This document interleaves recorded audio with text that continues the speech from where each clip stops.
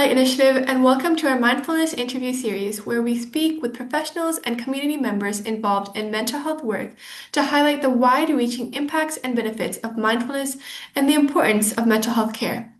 My name is Shreya, and I'm the president of the Inner Light Initiative, and today I'll be hosting our third interview in this series.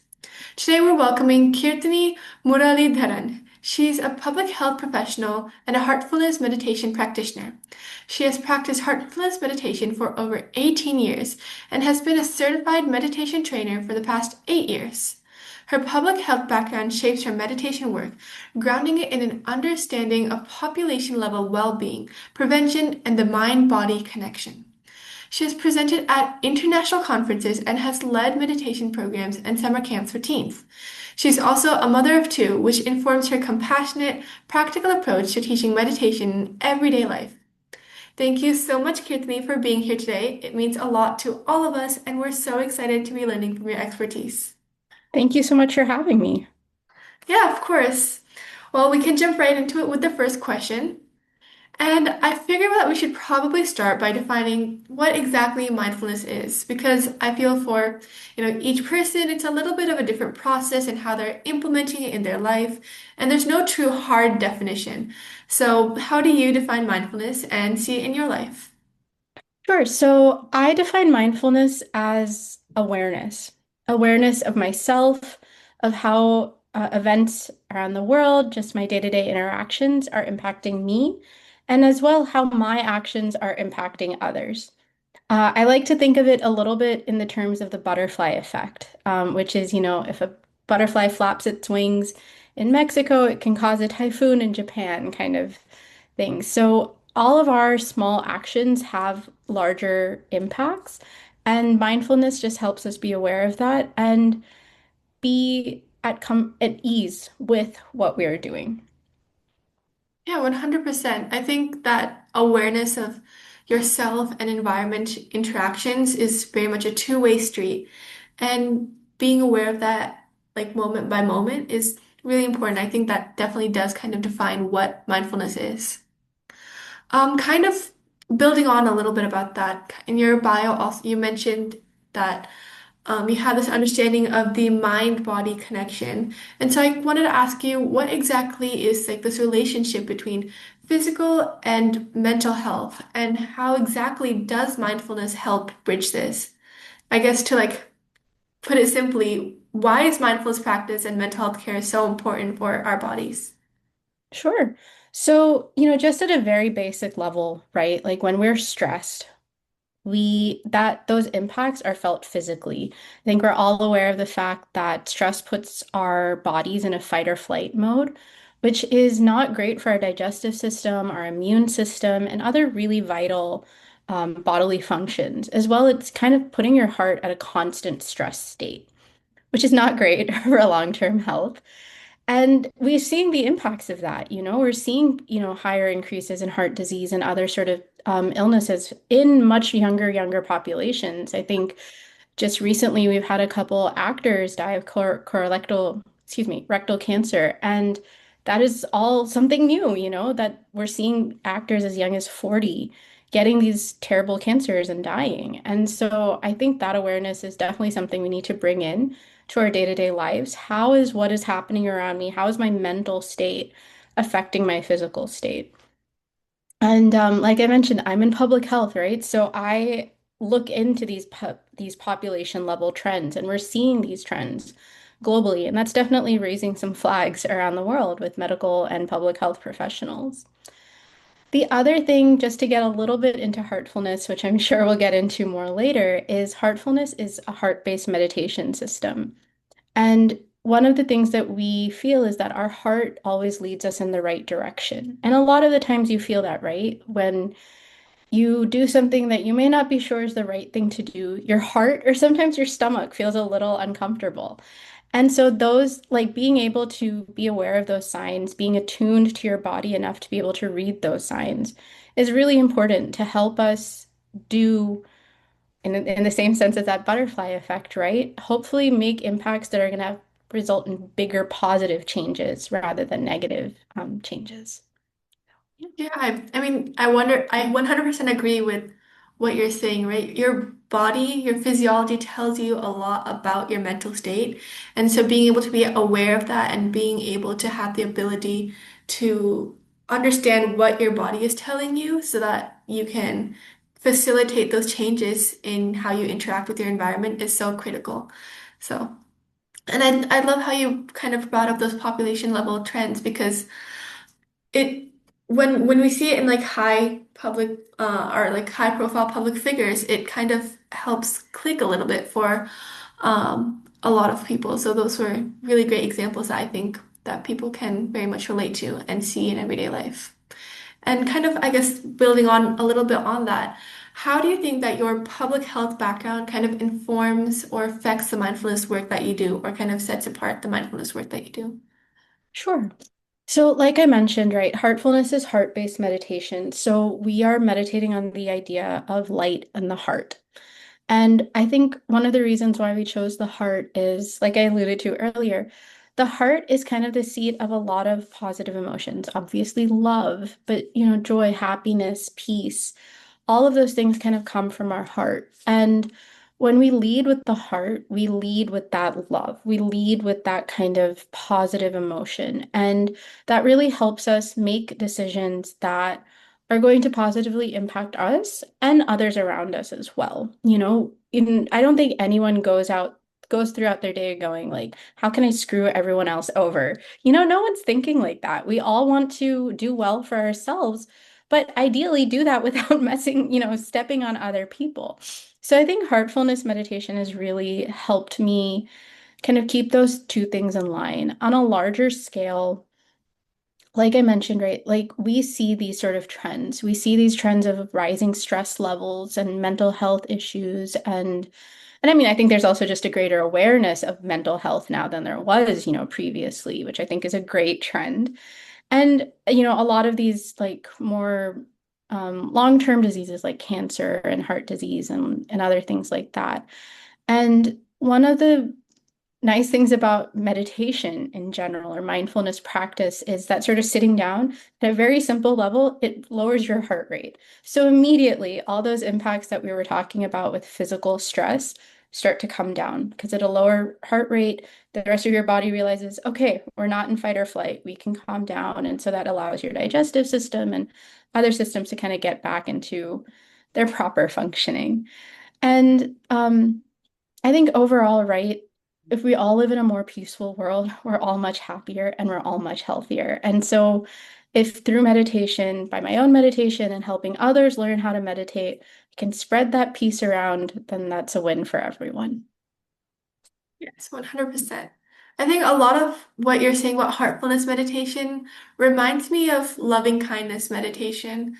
That's something that like I've been practicing very recently where, you're putting your hand on your heart and you're thinking about how can you be loving and kind to the people around you, to the people that you love, but also to strangers, but also how can you be loving towards yourself and thinking about that kind of circle. Like nobody wants, like you said, nobody wants to go around like, how can I like make my everyone else's day worse? No, like you're thinking about how can you make your day better, but also do that while making other people's, making a positive impact in the world around you. So that emphasis there in heartfulness meditation, I think, is really important and very much like ties back into like that core of mindfulness, being aware of yourself and your environment and how they interact. Yeah. Kind of, I guess, building up on that and talking a little bit more about heartfulness meditation. Um, I wanted to ask, is there like maybe a certain age group for this practice, or how can our younger viewers here be involved? Sure. So as long as you're 15 years old, you can join. You're more than welcome to find a trainer. We have a website, heartfulness.org, and you can go on there and you can find a trainer that's near you, and they can help you get started. For some viewers who may be younger than 15, we do have a relaxation uh, sort of script that we have YouTube videos and audios available. And it's so that you sit down in a comfortable position and it starts with your toes and you just go move up your body, slowly just relaxing your body and sort of sitting in that calm mental space. And, for however long you can, it's 15, 20 minutes, that's fine. But I think that's something that I would suggest, if people are feeling really stressed or anything like that, just sit with that and see how you feel afterwards. See how what that does to your mental state. Are you calmer? Are you able to think through whatever it was that was causing you that stress?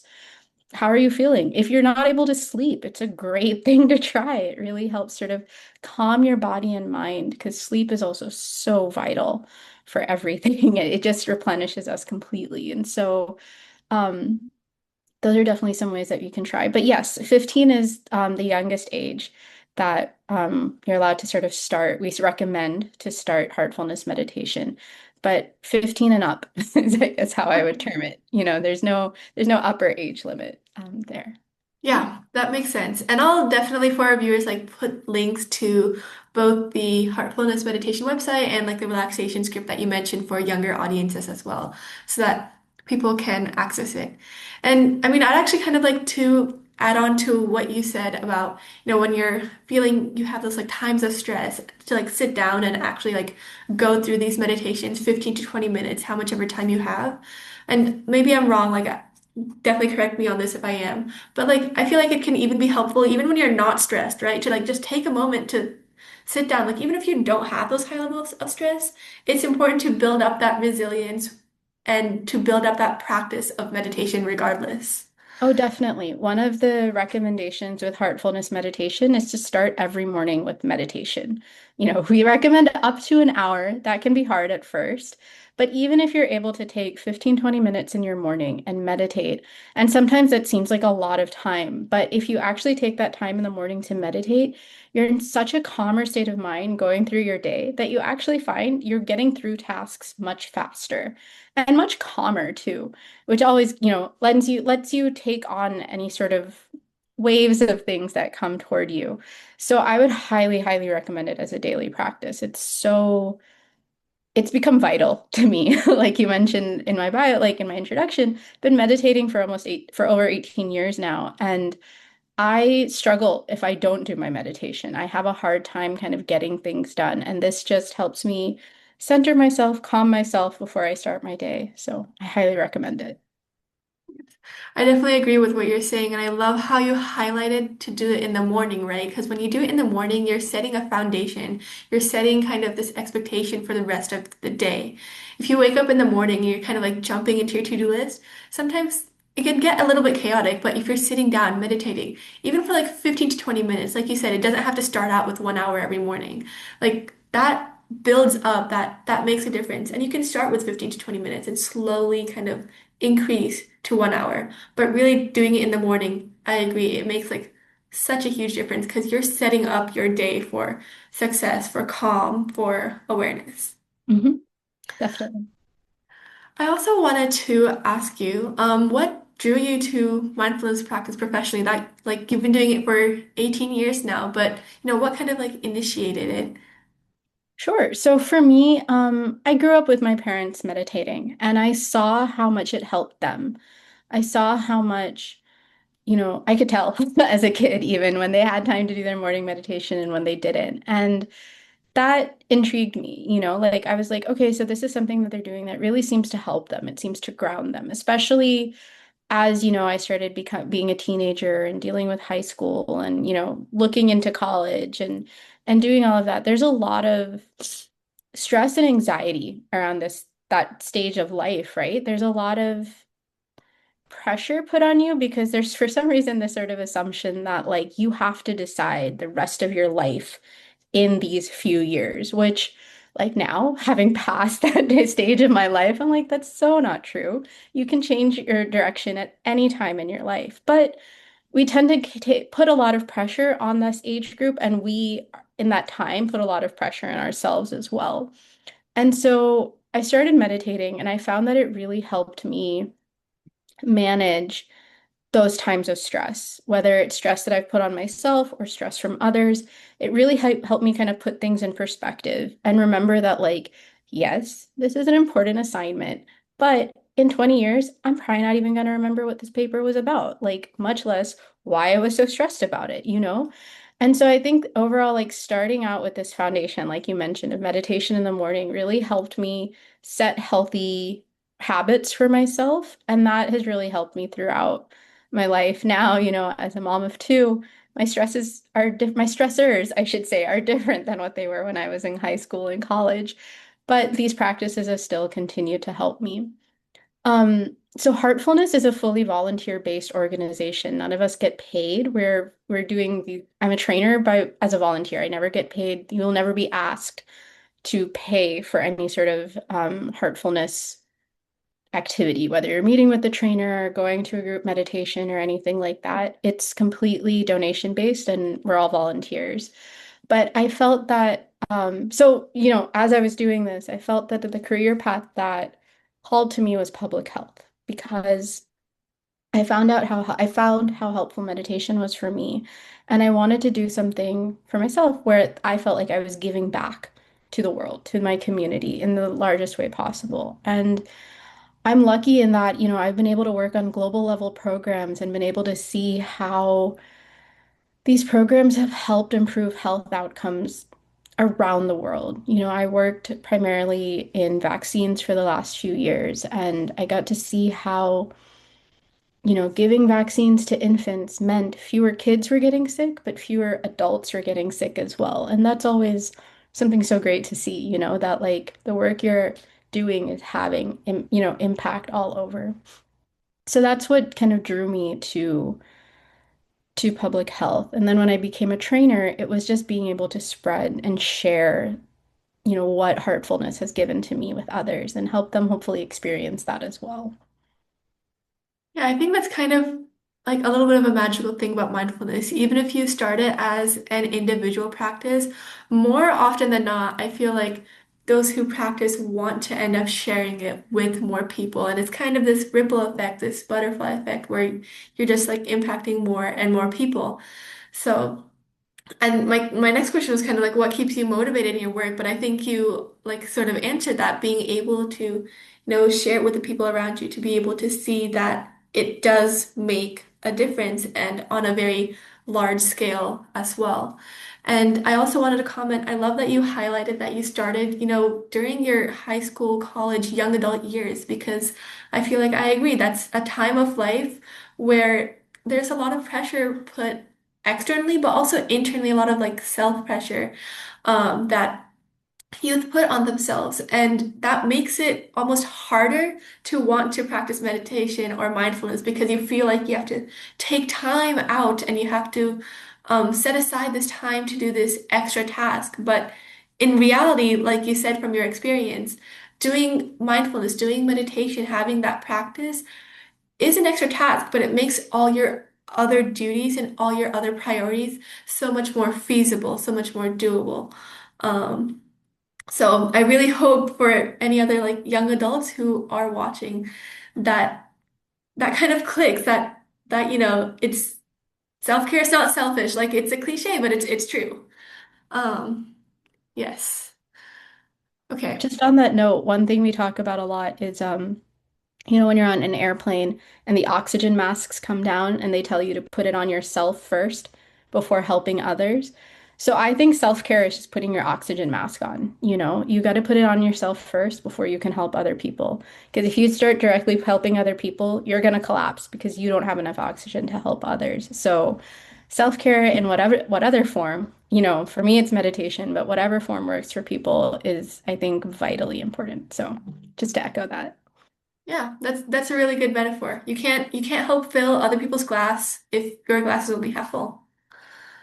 Okay, so moving forward, since we've kind of like been talking a little bit about young adults and integrating mindfulness into their everyday lives, do you have any recommendations for how to actually do that as somebody who has? Because, like I said, there's a lot of internal barriers. I think, like, I guess, do you like recommend doing it in a group setting with their parents on your own? Just how do you recommend that youth get started and actually kind of measure their progress to keep them motivated? Mhm. So, I was lucky in that I had a lot of friends growing up who are also into meditation. And so I definitely like, if you can get a couple of your friends with you and just help each other in the sense of keeping each other accountable. Be like, hey, I did my meditation today. How about you guys, right? Like, or let's all sit and meditate at this time, even if you're not together in person, right? Like, just start a group text, right? And be like, hey, I'm going to sit down and meditate. Who's going to join me, right? And I think doing that together is so great because, for one thing, you're helping yourself, right? You're meditating, you're taking that time to calm your mind and your body and just prepare yourself. But also, when you do it with friends, it's just like another connection between you guys to be like, hey, in my meditation, I felt this today, or it was really hard for me to meditate today, whatever it may be, right? But you have someone to share that experience with. Yeah, definitely get your parents involved, get everyone involved, do it as a whole group thing.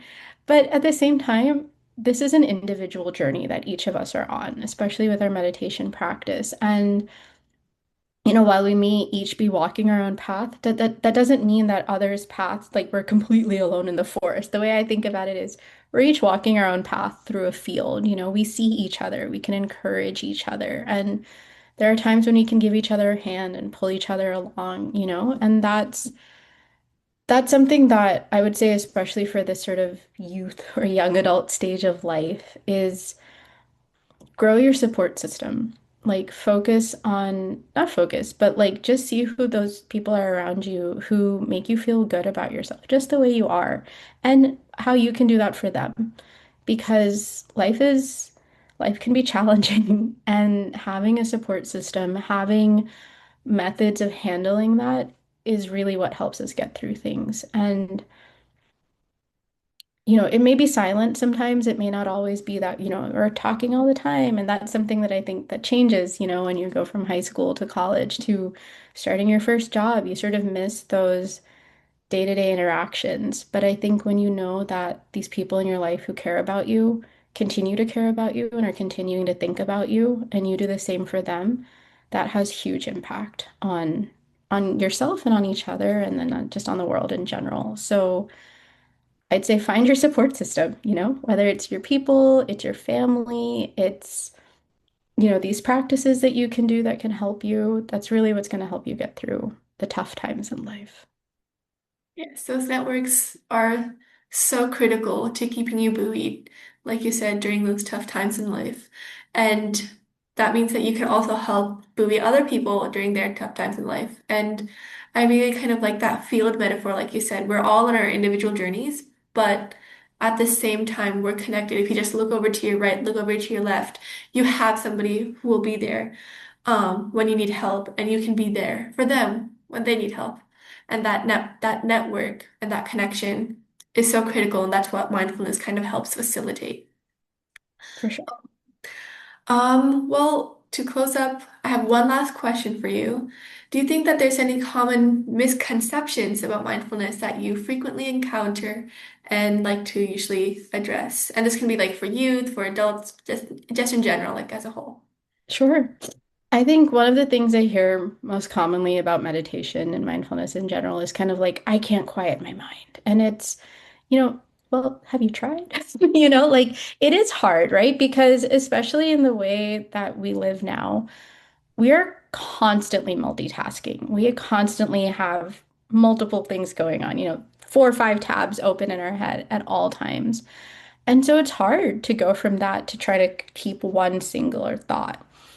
But I would say, this is a practice. It's something that you have to keep working at and you get better and better at. No one goes to like no one's gonna be like, I'm gonna start swimming and I'm gonna swim at an Olympic level in like my first lesson. Like, hold on, just try not to drown first, Let's work on floating. So similarly to that, with meditation, it's fine. You are going to have thoughts. Your brain has been trained to think of things. And so just give it a minute. Just remind yourself gently, hey, I'm meditating right now. Let's quiet it down. Sometimes for me, I know like when I sit to meditate, that's when all of my to-do items come to my head. It's like I have to go do this and this and this and this. So what I've started doing is keeping a piece of paper or my phone or something next to me and just jotting it down so that I know, okay, it's written down. And then when those thoughts keep coming back to me, I can be like, yeah, but I wrote it down. I'm not going to forget. I'm just not going to do them right now. I'm going to focus on my meditation right now. And That is definitely something I've heard a lot of people like kind of stumble with meditation is I have thoughts, I can't focus. Be patient with yourself. This is a new skill you're learning. You'll figure it out. But the other thing I'd say is like, we have to train our brains how to concentrate again, because like I said, right, we're constantly multitasking. And this is a way of doing that. And so this is also where you find that when after you meditate, you're able to get through things much faster because you're able to just to focus, ignore all the distractions and get that task done and then move on to the next. And so, it helps with meditation, but it helps in other ways as well. So that, and I guess I'd say there's really no set time to start meditating, right? Like I started young and I found it to be so helpful as I go through my life. But I've also, helped as a meditation trainer, help people at much later stages in life start meditating, and they see the benefits too. So for anyone listening, you're never too early and you're never too late. Maybe if you're 14, you're a little early, but wait a little bit, but then, you can get started as soon as you like. So that's probably what I'd say. Okay, that's awesome.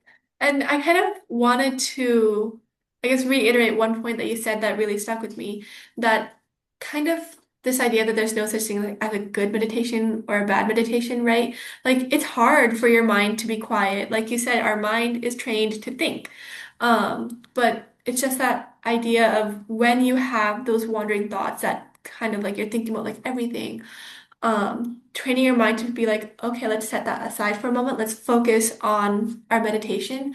Just that practice of doing that every single time your mind wanders is creating this kind of um, repetition, like so that when you're even outside of your meditation, when you're doing your work and your mind starts to wander, you know that you have to concentrate on that one thing. It might not be that you're concentrating on your meditation at that moment, but it's kind of that pattern of behavior that you're able to apply in other tasks and other parts of your daily life. And so even if you don't have, a quiet mind, which I think is like very hard to achieve, that doesn't mean that you're doing like mindfulness or meditation incorrectly. That means that you are progressing to that stage. So I just kind of wanted to reiterate that because I definitely agree. Well, thank you so much for your time today. Those are all the questions that I had for you, but do you have any last words, parting words of advice, or? I guess just hang in there. It's hard, it's challenging, but you're gonna get through it. Everyone does. You're all gonna get through. It's okay. Everything works out. And you know, like I said before, find your support system, whether it's mindfulness practices, whether it's your friends, your family, whoever it is. You have them, look for them, find them, and hold on to them, and they'll help you get through a lot. So, yeah, and thank you so much for having me. I really enjoyed this, and I hope it helps people. So, thank Thank you you. so much for your time, Kirthini.